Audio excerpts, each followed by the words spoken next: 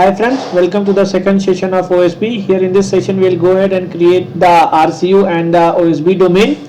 And in the previous section we have seen how we can install OSB's component. So first we have to install our WebLogic infrastructure, and then we have to install OSB component above on it. So you can see the OSB component has been already installed, and we have got OSB and SOA component available. So now we need the first thing, the second thing which we have to do is we have to create the RCU. So what is an RCU? RCU is repository creation. So in order to make use of OSB, we need the database schemas to be created, so that the data which are coming in from here and there, you want to track the data in OSB, then that should be stored in some schemas, fixed schemas. So this RCU utility will help us to create those schemas and tables for us. So we don't have to create those manually or go ahead, because there are a lot of tables and schemas which needs to be created. It will take a lot of time for us if these utilities is not present. So it is very good enough, it's very good tool to create the RCU, all the component, and it is a must tool for us in order to have our OSB component installed.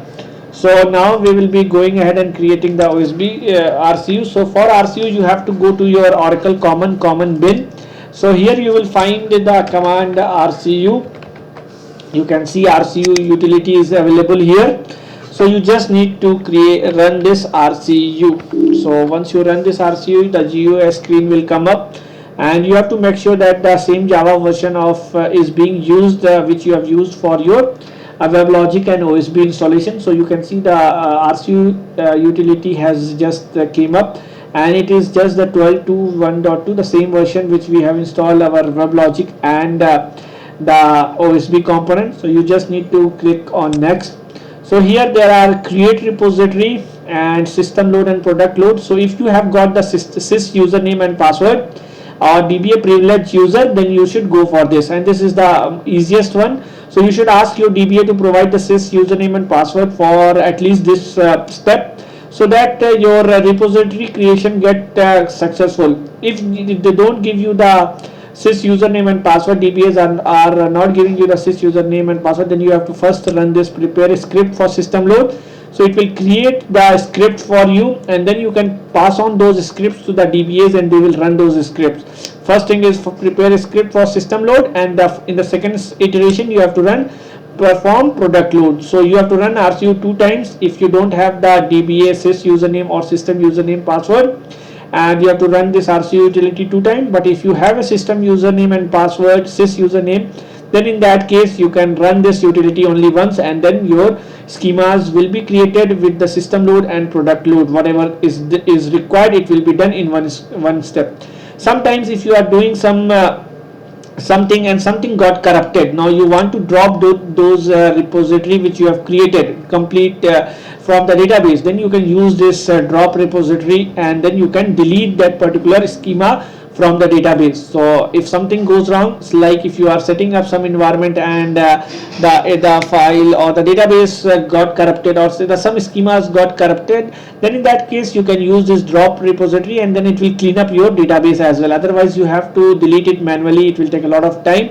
You have to identify which all got created. So this is only one step, and then it will delete your repository. So right now I will be using the create repository function, and I have the sys username and password, so I will be using system load and product load option. So now in the next I have to give the host name where my database is running. Right now my database is running on my localhost, and I have to provide the system name. Let me first give the sys name, and so I will give the sys username and password. So let me take the service name of this database which is running. So the service name is soadboracle.com. So let me copy this and paste it here. So I have given the host name. So if you are setting up a real-time environment, you should get the database host name and service name as well as sys username and password. in order to create this RCU. So now you will press next. If it is able to connect successfully, you will get this screen. If there is any errors, you will find a. So once it is able to connect, you will get this page. Now you can click on the OK. So you can get you have to select the SOA suite and just change the prefix. So now I will change it to OSB dev, and all my related schemas will have changed based on the naming conversion which I have given. So if you are creating for dev, you can give OSB dev. If you are creating for test, you can give OSB test. It's up to your company what do you want to give. So there is no hard and fast rule for this. So you can select SOA suite, all the corresponding schemas will be selected, and you just need to press next. It will do some validation on the database. If it is successful, then you need to provide the password, so for that particular schema. So I will you can give the same password for all the schemas. You want to give another password, different password for different schemas, you can do that here. Specify different password for different schemas, you can do that here. So right now I will be using the same password for all my schemas.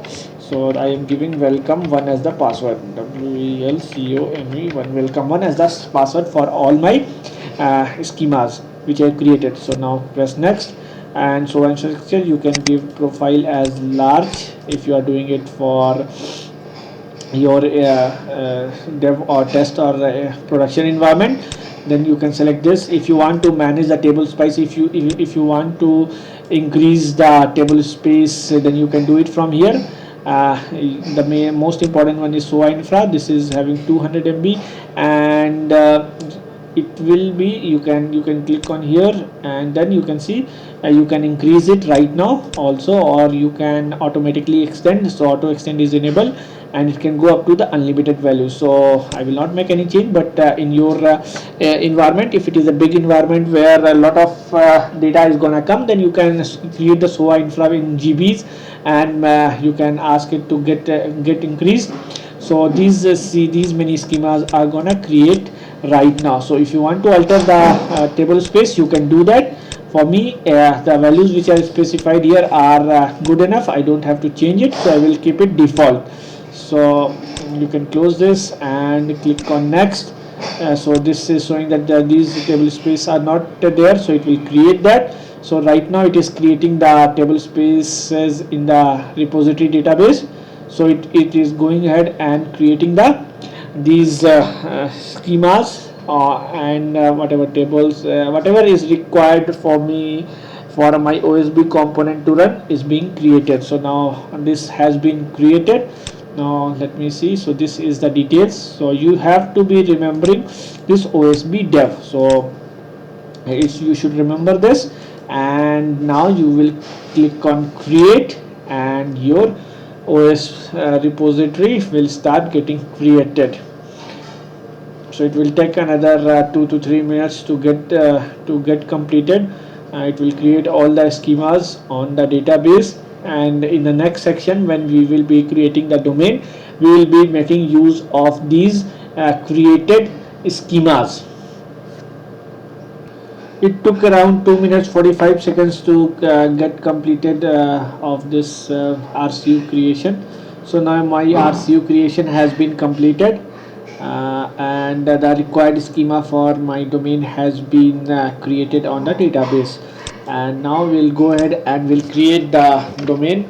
So for creating the domain, we have to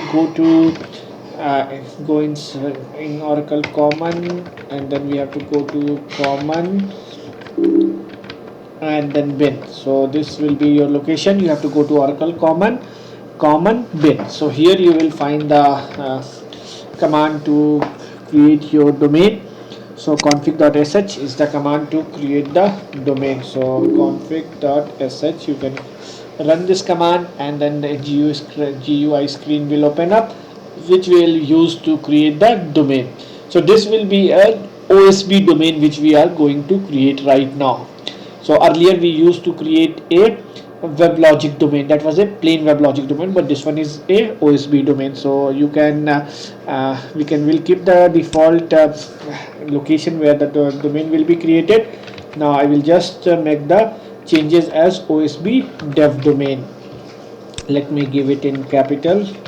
It's up to you what name you want to give. It is all based on your company standards. You can give OSB dev domain. Here you have to select Oracle Service Bus. So right now I will select OSB Oracle Service Bus, and all other all other components which are interdependent will be automatically selected. And right now we'll just select Oracle Service Bus and we'll proceed next. And now this Oracle Service Bus application domain will be created. Now in the next section we will see, in the next page it will show me this is the domain location and this is the application location where this it will be making use of it. So domain name is OSB dev domain, and this is my domain location, this is my application location. I'm keeping it default. So it is asking me WebLogic username and password, so I will give welcome1 as the password. You can give based on your company standards, you can give the password. So I will press next. So I'm preparing it in the production mode, and this is the JDK which I am using right now, 1.5 151. So now I will press next. Now here it is the I have to give the database information which from where it will pull all the details. So here I have to give local host, and service name is let me check, give the SOA DB oracle.com. So this is my database service name. So let me give this here, and we will give OSB dev. So this is our schema name, and welcome one was the password. So now we have given all the configuration, get RCU configuration. So it will connect to the database and get all the information about the schemas which has been created. So if it is successful, it will give you this information. If you give something wrong, then in that case it will fail.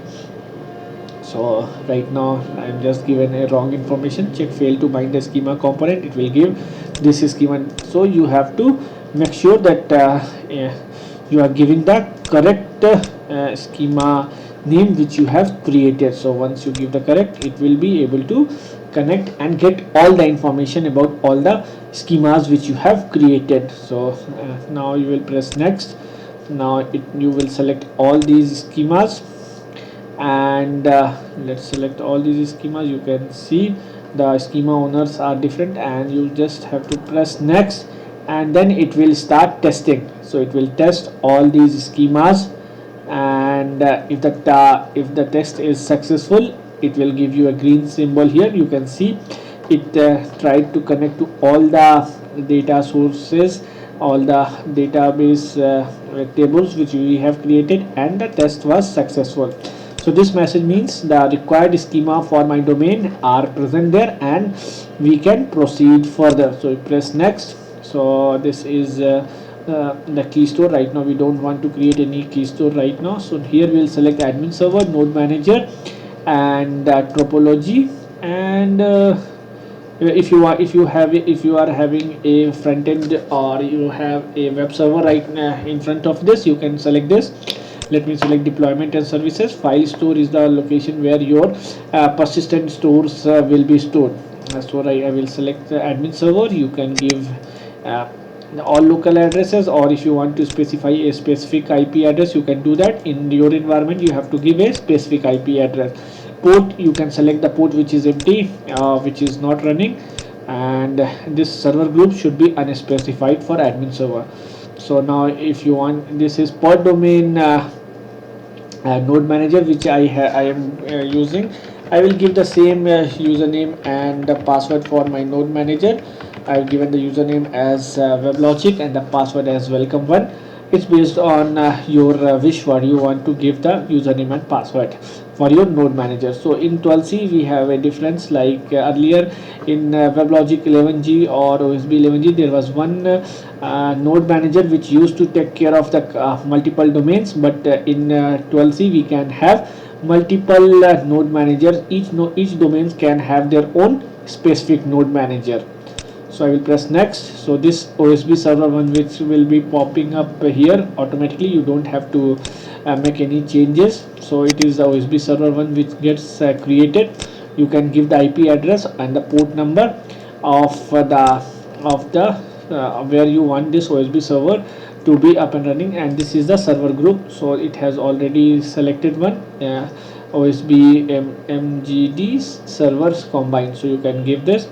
If you are going to create a clustered environment and you have multiple machine, you have to do the installation of WebLogic and OSB on different machine.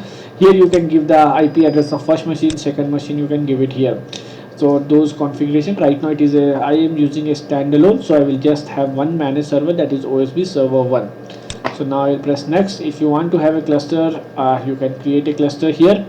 Right now I have only one server, so I will not be creating a cluster. And this is my server template. If I want to scale up my OSB, then in that case I can use this. So let it be the default one. This is my coherence cluster and the coherence port. Now this is the machine, so I can create, let me create a machine 1, OSB underscore machine 1, and listen port is 5556 and localhost. And let me go ahead and click next.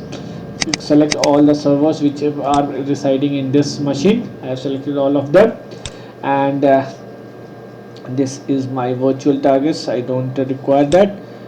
This is my partition, I don't require that. And these are the libraries which will get deployed on my OSB and admin server. You can see admin server, these many libraries are getting deployed. In your plain WebLogic, these libraries will not be created or not be deployed. So right now all these libraries are being used by your OSB. So internally OSB will make use of these libraries. If you want to connect, you can see all these adapters are being also installed with this. So you can select next and you can click on create, and then your domain will be created. So again it is gonna take me another 5 to 6-7 minutes. Based on the hardware configuration, this domain will be created. So it took me around 6 minutes to get this domain created. So you can see it is 100% completed. You can click on next, and this is your domain admin URL, and this is the domain location where my domain has been created. So this is the domain creation has been successfully done. Now it has the same steps which we used to follow to start and stop our servers. You can see the folder would have been created, user projects. Let me go to the CD user projects, and here you will get your domain, and here you will get your OSB dev domain which we have just now created. And if you go inside bin, you will get the command to start and stop your WebLogic server. So let me start my WebLogic server right now. So I'm starting. I've used start weblogic.sh command to start my WebLogic. So it will start my WebLogic server in this command prompt. I just wanted to get those folders created, and I will just stop it. I can go to cd dot and go to servers, and here I will find the admin server folder just now got created, and I will make sure I create a folder security so that it does not ask me the password again and again. So I will do this configuration: vi boot.properties I username equal to WebLogic and password equal to welcome1. So I've given this configuration, I created the bootloader property file. Let me go to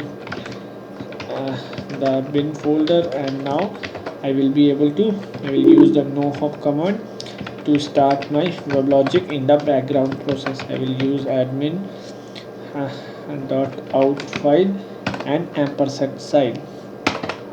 So now my WebLogic admin server will be started, and it will not ask me the username and password. Okay, so right now you can see the last time when we stopped this process, it was not stopped correctly. Let me do a ps-ef grep java, and let me kill all the processes which are running. So 6263 let me again run this. So no process is now running. Let me clear it. ps, okay, there is kill -9 6331. Let me kill this, and 6157 and 6156. Let me kill all of them. Clear. Let me. So now nothing is running. So last time when I stopped it, it was not stopped correctly.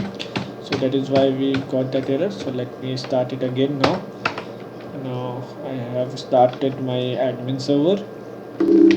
Now to see the logs, tail -f 100f, and now my servers are going to start. So it will take some time, because it is not a plain WebLogic servers.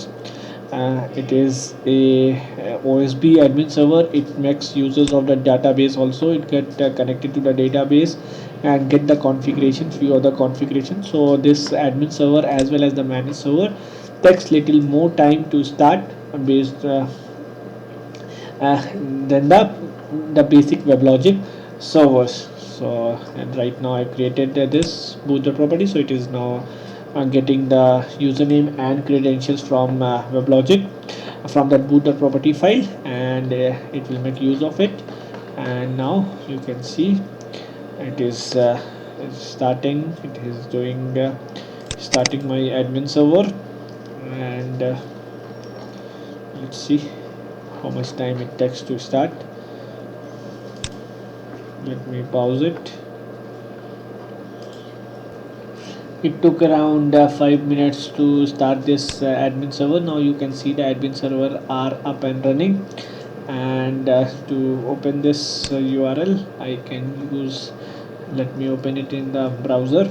So let me go to localhost and 7001, and then this is my, now this is an OSB admin server.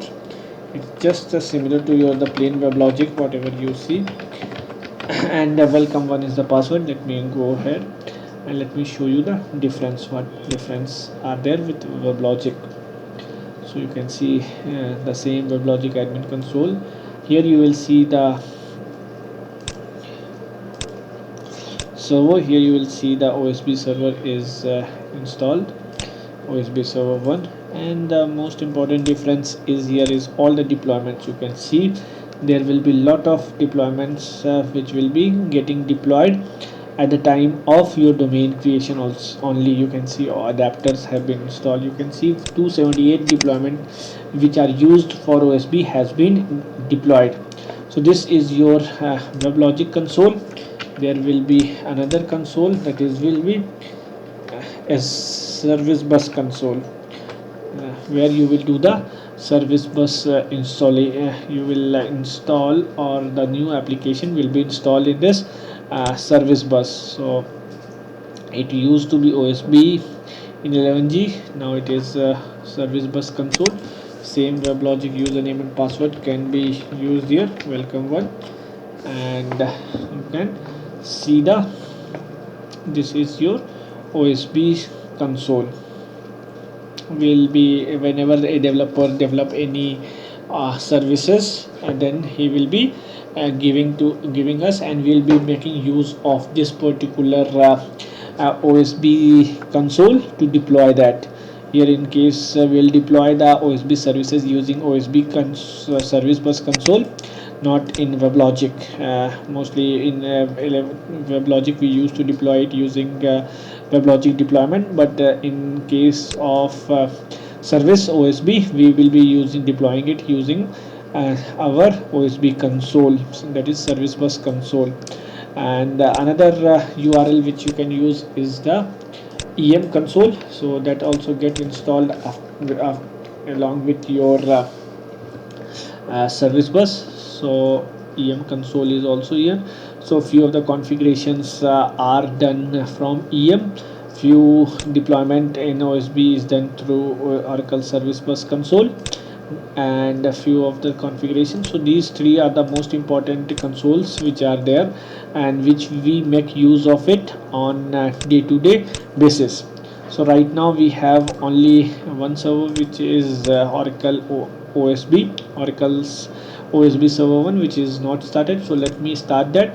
For that, let me do the configuration for node manager. So if I start, so node manager configuration in 12c will be here in node manager folder, and right now there is nothing. And let me see where I am. Okay, no, it should be here in domain. In your domain you have node manager folder. Here you have the configuration node manager property file, which is the most important property file. Let me make this node manager as plain. I don't want it to be running on SSL, so I will just go ahead and change the secure listener to false. And so this is a one-time configuration. If you do that, your node manager will be up and running, and it will not create any problem. If your environment allows it, you can do that. If not, you should not do that.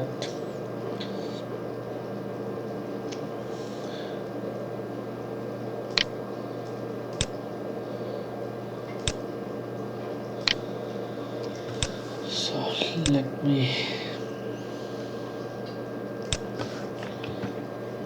it requires the console. Let me go to console again. So in the machine sections, this is one time configuration. I want to make it as plain. Go to node manager, it is on SSL. I will make sure that it goes on plain. Once I make this, I have to restart my admin server and node manager process again. I have done undo, so let me do it again. I will go to summary of machines, OSB machine 1, node manager, and make this as plain. So save this, activate the changes. It will ask me for a restart. So let me restart my admin server, and in the meantime I will also start my node manager process in the background, and then this will be done, and it will be this is a one-time task which we are doing right now, and it will make sure that we don't it does not create another problem for us, and will not be having any problem in case we do this configuration changes. Your node manager and admin server will be able to communicate to each other without having any issues. So let me go back to my bin folder and ls-ltr. Let me check if the process has been stopped. ps-grep java, yes, nothing is running, so I can use the same command. So nohop admin.start, and I will use the same nohop start node manager, and I will redirect the logs to node.out file and 9%. So now my admin server has been started here, and the logs are getting redirected in the admin.out file. My node manager has been started here, and the logs are redirected to node.out file. So now two processes will be running. So let me just tell the admin server logs what is going on in my admin server, and it will take some time to start. Let's see when it gets started, then we'll be able to start our OSB managed servers as well.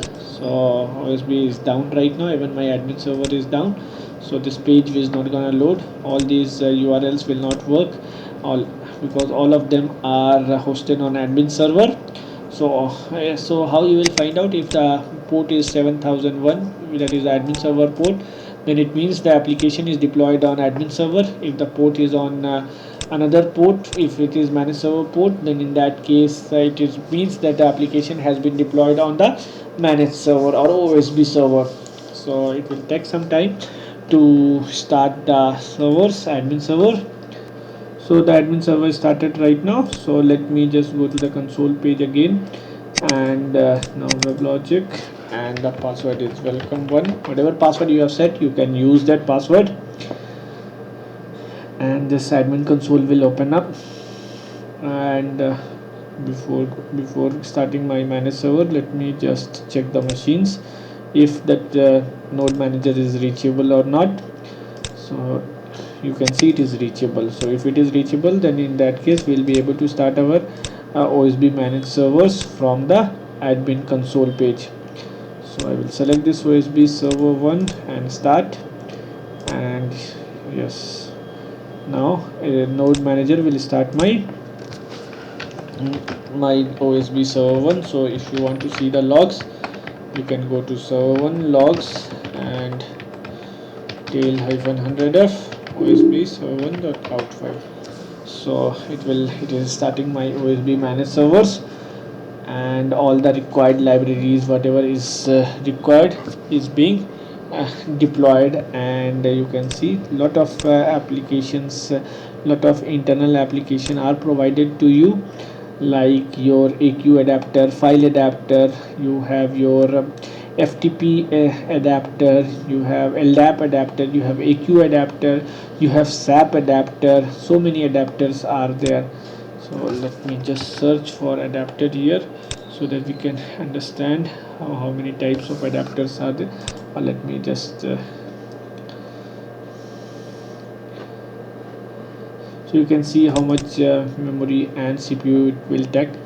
I have given 2 CPUs and 11.5 GB of RAM. So it's taking a lot of CPU for starting up. So you have to make sure that the machine which you are using is a powerful machine, and otherwise your machine will get hanged because of this. Let me customize this table and see the applications which are enabled. Let me make this number as 100 and click on apply. So you can see so many things are here. Let me go with type. I want to see the resource adapters which are there. So let me see. Okay, it went in the end.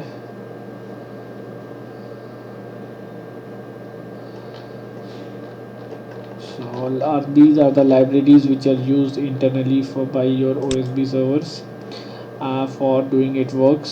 So all of them are, some of them are targeted on OSB, some of them are targeted on admin server, and here are your so you have file adapter, you have DB adapter, you have JMS adapter, you have AQ adapter, you have socket adapter, MQ series adapter, Oracle BAM adapter, you have UMS adapter, coherence adapter, LDAP adapter, Siebel adapters, SAP adapter, FTP adapter, Oracle apps adapter, JD Edwards adapter. So see, these many adapters are available. So you can make use of these adapters to connect to any of these types of system. So if you are trying to connect to an SFTP, you will use